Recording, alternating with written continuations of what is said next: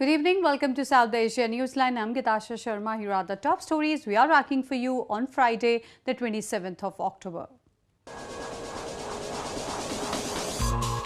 Defence Ministers of India, France hold talks to boost defence cooperation.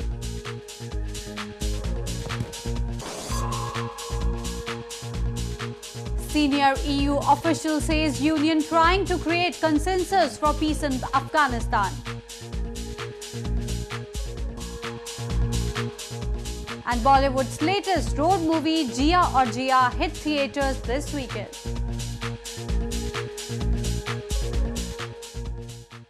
And now for all the details. French Defence Minister on Friday met her Indian counterpart in New Delhi to boost defence and bilateral cooperation between the two nations. During her two-day visit, the minister is expected to lay the groundwork for French President's visit to New Delhi later this year.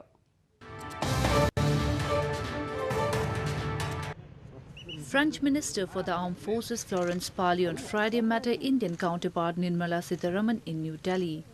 Parly, who is on a two-day visit to India, was accorded a Tri-Services Guard of Honour at the South Block, which houses the Indian Defence Ministry. The two leaders held delegation-level talks to boost defence ties and lay the groundwork for French President Emmanuel Macron's visit to New Delhi later this year. Earlier in the day, Parly paid tribute at India Gate, a war memorial built in the memory of soldiers of undivided Indian Army who laid down their lives during World War I.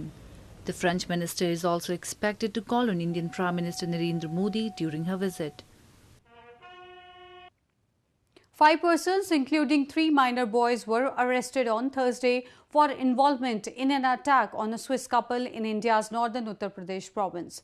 The accused had on October 22 pelted stones and injured the couple, Quentin Jeremy Clark and Mary Draws, in Fatehpur Sikri area of the province. The couple is recuperating at a hospital in New Delhi. Meanwhile, India's Foreign Ministry on Friday condemned the incident and assured action in the matter.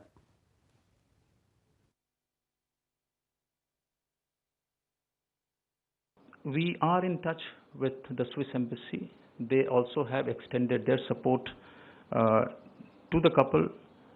Our response in such cases and all similar cases is to bring immediate relief to the victim, and from the Ministry of External Affairs, I would like to wish the couple a very speedy recovery.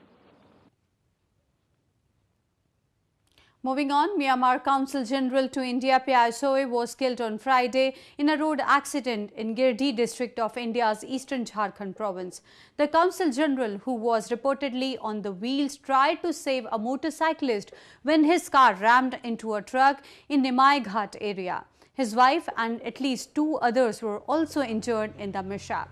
The injured were immediately rushed to a hospital for treatment. India's Foreign Ministry also expressed condolences over the tragic death and said it was in touch with Myanmar authorities. So I was serving as the Consul General since December 2016. एक accident हुआ है जिसमें mister P so Kansal general of Myanmar की death हुई और 3 लोग इंजर हुए, mister Bipin Singh, mister Singh Chwang और मिसेस न्यू जो कंसल जनरल की वाइफ है. Meanwhile, taking stringent action on people who raise their voices against authorities is not a new thing in Pakistan. This example was repeated recently in a university in Islamabad, where Baloch students were beaten and arrested for holding protests against a university authority for expelling their friends.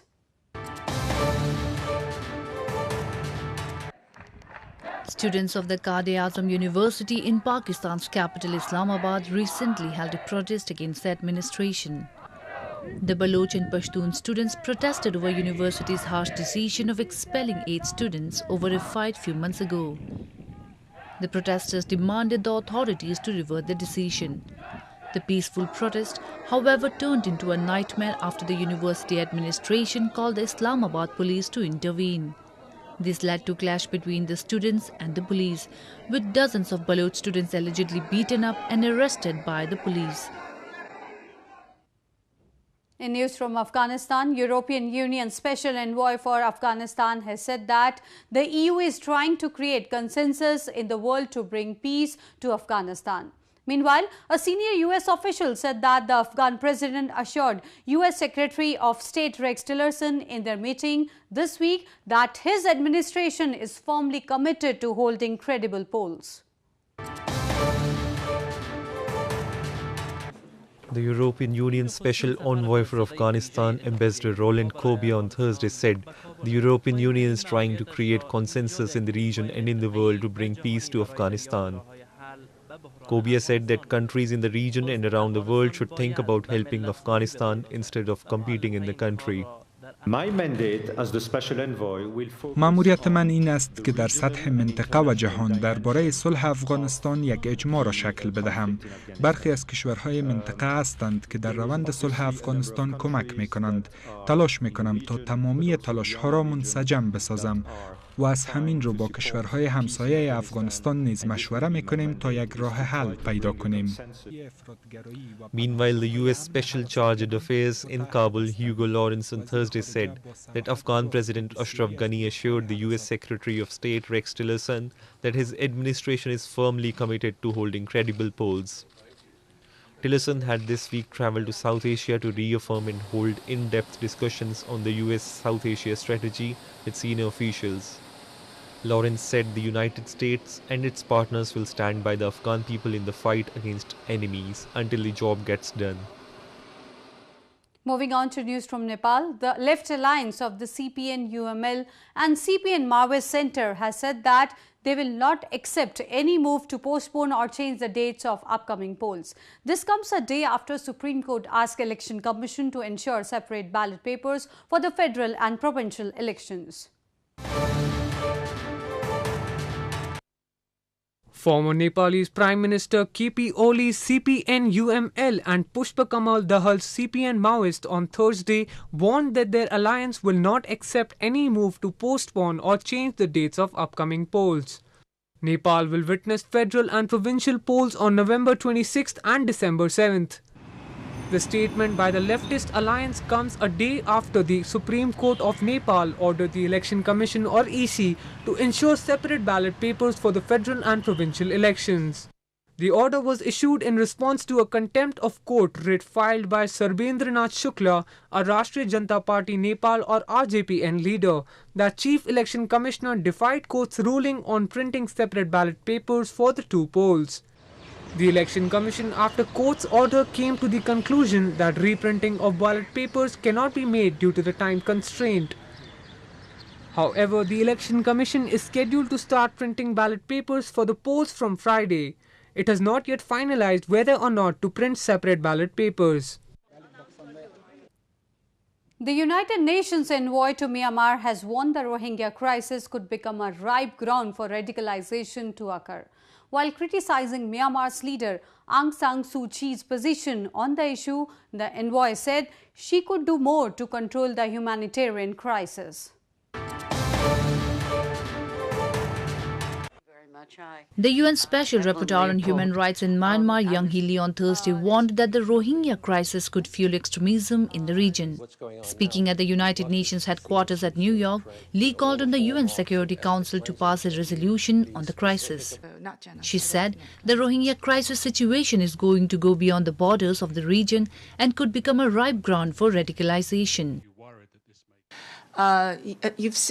If you consider these decades of discrimination in law and practice and in policy, decades against the Rohingya, and there's no future, there's no livelihood,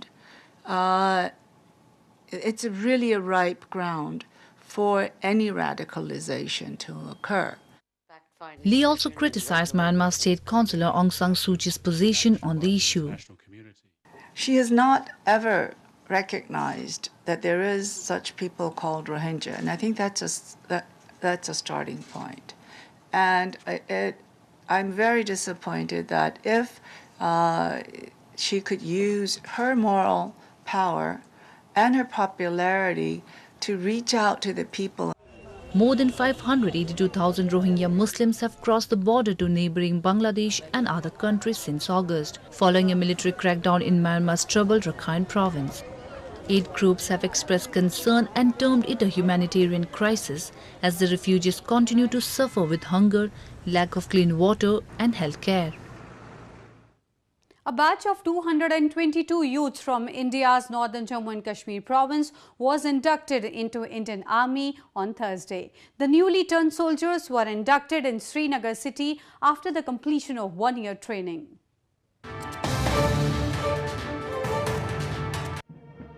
A batch of 222 youths from India's northern Jammu and Kashmir province were inducted into Indian Army on Thursday at a passing out parade in Srinagar city. The young cadets were inducted into the Army's Jammu and Kashmir Light Infantry during an official ceremony after a year of rigorous training.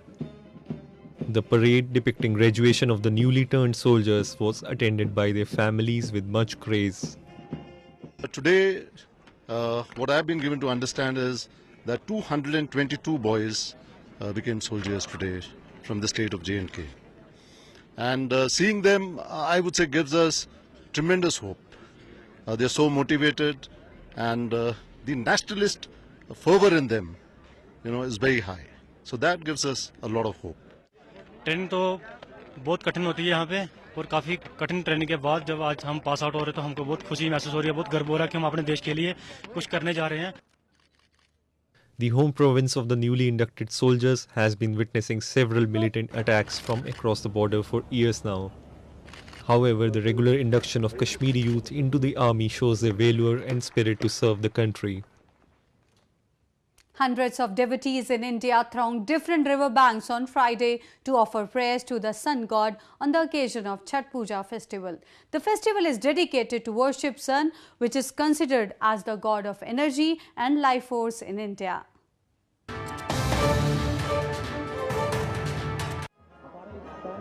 Thousands of devotees in India's eastern Patna city thronged banks of river Ganges on Friday to offer prayers to the sun god on the occasion of Chhath Puja festival.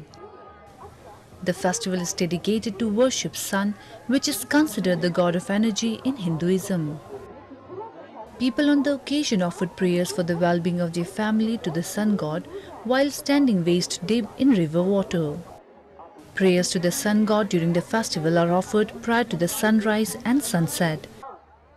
Similar scenes were also observed in India's western Mumbai city, where scores of people gathered at the Juhu beach to offer prayers to the rising sun. Women, as part of the festival, offered flowers and fruits to appease the sun god. इसका बहुत बड़ा महत्वपूर्ण है, ये त्योहार है. ये लड़के के लिए मनाया जाता है, पति के लिए मनाया जाता है. कोई अपने मन में मतलब श्रद्धा है, उसके लिए मनाया जाता है. कोई मन्नत मानते हैं, जैसे कि मेरे को नौकरी लगे या लगे, उसके लिए मनाया जाता है. इसका बहुत बड़ा महत्व है. Meanwhile, devotees in India's northern Varanasi city too thronged banks of river Ganges to mark the festival. The festival is marked with a 36-hour-long fast, during which no food or water is consumed. It also marks the celebration of new harvest that is offered to the sun. Well, that's all we have for you from South Asia this evening. Now our viewers can watch the show on SouthAsiaNewsline.com. You can also visit us on Facebook.com/SAsiaNewsline and follow us on Twitter @SAsiaNewsline. That's all in tonight's edition. We'll see you same time next week. Have a great weekend. Good night.